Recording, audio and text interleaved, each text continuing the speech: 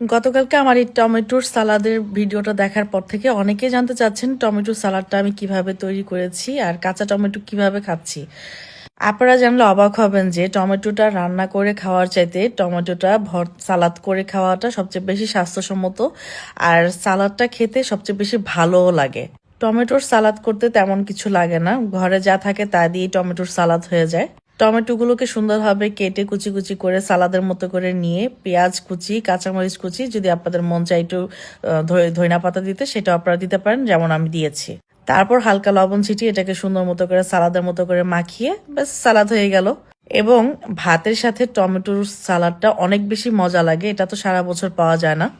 Try করবেন এই শীতের ভিতরে বেশি বেশি টমেটো খাওয়ার, কারণ 7টা আপেলে যা না থাকে একটা টমেটোতে তাই থাকে। টমেটোটা অনেক সুন্দর একটা ফলের মতো, এটা সবজি তো ঠিক আছে, বাট এটা ফলের চাইতে কোনো অংশে কম না। পাকা টমেটো কাঁচা এভাবে করে খাওয়া অনেক মজা এবং স্বাস্থ্যসম্মত। যারা ডায়েট করতেছেন তারা আমার মতো করে খেতে পারেন, ভাতের চেয়ে টমেটোর পরিমাণটা বেশি খাবেন।